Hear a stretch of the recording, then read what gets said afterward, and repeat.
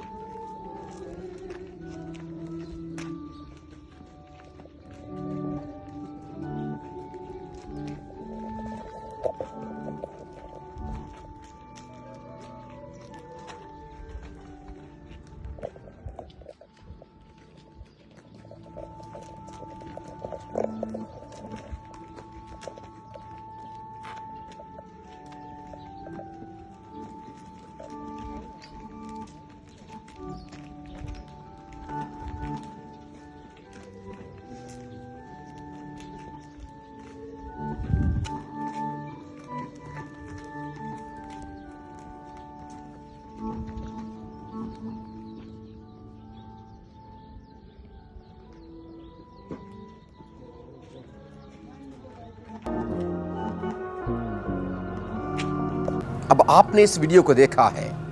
देखिए किस तरह वो बड़ी संजीदगी के साथ इस बात को अपने ज़हनों में रखते हुए खुदा के घर में दाखिल हो रहे हैं कि वो कितने खुदा की इबादत के लिए संजीदा हैं। उनका जो चलना है वो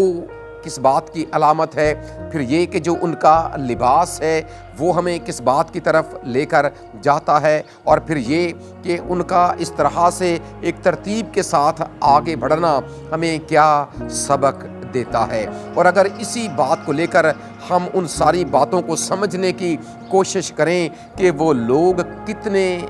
दुनिया से आगे हैं या क्यों आगे हैं, तो फिर हमें इस बात की समझ आ जाती है कि वो अपनी ज़िंदगी में और ज़िंदगी के हर शोबे में किस तौर से वो हर बात को संजीदा लेते हैं। और ख़ास तौर पर जब वो अपनी इबादत के लिए जाते हैं तो उनके ज़हनों के अंदर, दिलों के अंदर, ख़यालों के अंदर क्या होता है, और फिर ये कि उनके चलने का अंदाज़, और फिर ये कि जो उनका लिबास है वो कैसे हमें सिखाता है कि वो खुदा की इबादत के लिए कितना संजीदा है। और लिबास असल में एक ऐसी चीज़ है, अक्सर औक़ात हम मग़रबी लोगों की जो पैरवी है उसमें बढ़ते हुए न जाने कौन कौन सी हरकतें हम खुदा के घर को जाने के लिए, और फिर ये कि खुदा के घर के अंदर भी हम बहुत सी ऐसी हरकत को कर जाते हैं जो यकीनन इबादत का हिस्सा नहीं होती। अब ये छोटा सा क्लिप यकीन माने हमारे लिए अपने अंदर बहुत से असबाक लिए हुए हैं कि हम जब खुदा के घर में जा रहे हैं तो कितने संजीदा हैं। और संजीदा होने के लिए जो इंग्लिश लफ्ज़ इस्तेमाल किया गया है आम इंग्लिश तराजुम में, वो है गार्ड योर स्टेप्स या गार्ड योर फीट, यानी कि अपने कदमों की रखवाली कर, अपने कदमों की निगहबानी कर, या फिर ये सोच कि तू जिस तरफ जा रहा है उस बात के लिए तू कितना संजीदा है, या जिसके हाँ तू जा रहा है क्या तेरे जहन में ये बात है कि तू कादिर मुतलक खुदा के घर में जा रहा है, क्या तेरे जहन में ये बात है कि वो एक ऐसा खुदा है जो कुल कुदरत रखता है, क्या वो तू जानता है कि वो एक ऐसा खुदा है जो इस कायनात का खालिक और मालिक है, क्या तू इस बात को जानता है कि वो एक ऐसा खुदा है जिसने इस सारी कायनात को खलक किया है, और उससे बड़ी और अजीम हस्ती इस दुनिया में कोई मौजूद ही नहीं है। हमारा उसके घर में जाना, याद रखें, आईनादार होता है कि हम किस तरह उसकी इबादत करेंगे। और जापानियों के चर्च में जाने का ये अंदाज़ हमें ये बता रहा है कि वो खुदा की इबादत के लिए कितना संजीदा है। और अगर आप 119वें ज़बूर की 105वीं आयत को पढ़ेंगे तो वहाँ पर लिखा है कि तेरा कलाम मेरे कदमों के लिए चिराग और मेरी राह के लिए रोशनी है। और चिराग के लिए इंग्लिश तराजुम में जो लफ्ज़ है वो गाइड इस्तेमाल हुआ है कि यानी जो खुदा का कलाम है वो हमारे कदमों की रखवाली निगहबानी करता है, वो हमारे आगे आगे चलता है ताकि वो हमें खुदा के घर की तरफ लेकर जा सके, और फिर वो हमें बता सके कि हमने उसके घर में कैसे जाना है। और जापानियों के अंदाज से ये पता चल रहा है कि वो कितने खुदा के पाक कलाम की इस आयत को संजीदा ले रहे हैं। अब फिर ज़ाहिर सी बात है, हम सिर्फ उनकी तरक्की को देखते हैं, हम सिर्फ उनकी उस अरूज को देखते हैं, लेकिन ये नहीं देखते कि उसके पीछे उनकी संजीदगी कितनी है, और ख़ास तौर पर इबादत के मामले में।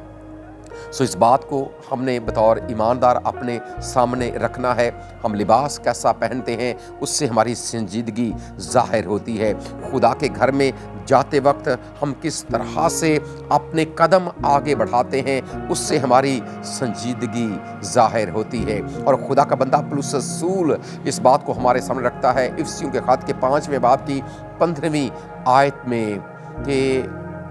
बस गौर से देखो कि किस तरह चलते हो, नादानों की तरह नहीं बल्कि दानाओं की मानिंद चलो। और दानाई यही है कि हम खुदा के पाक कलाम की रोशनी में आगे बढ़ें। और जब हमारे खुदा ने हमें इबादत करने का हुक्म दिया है, अगर आप खरूज की किताब में इस आयत मुक़द्दसा को पढ़ते हैं कि तू खुदावंद अपनी खुदा की इबादत करना तो याद रखें जब तक इबादत संजीदगी के साथ नहीं की जाएगी उस वक्त तक वो इबादत खुदावंद की हजूरी में काबिल कबूल नहीं होगी, और जब तक वो काबिल कबूल ही नहीं होगी तो फिर हमें बरकत कैसे मिलेगी? क्योंकि इसी आयत के अगले हिस्से में लिखा है कि तू खुदावंद अपनी खुदा की इबादत करना, तब वो तेरी रोटी और पानी पर बरकत देगा। और खुदावंद फरमाता है मैं तेरे बीच से बीमारियों को दूर कर दूंगा। सो रोटी पानी पर बरकत के लिए, बीमारियों को दूर करवाने के लिए ज़रूर है कि हम अपने खुदावंद की इबादत संजीदगी के साथ करें, और बिल्कुल उसी तरीके के साथ करें जिस तरह खुदा चाहता है। और जापानियों का ये तरीका यकीनन हमें ये सबक दे रहा है कि हमने इस बात को अपने सामने रखना है, और इससे कहीं बढ़कर इस पाकलाम की आयत को भी हमने अपने सामने रखना है कि वैसा ही मिजाज रखो जैसा मसीह यीशु का भी था। हमारा खुदा हमें ऐसा ही करने का फज़ल अता करे। आमीन।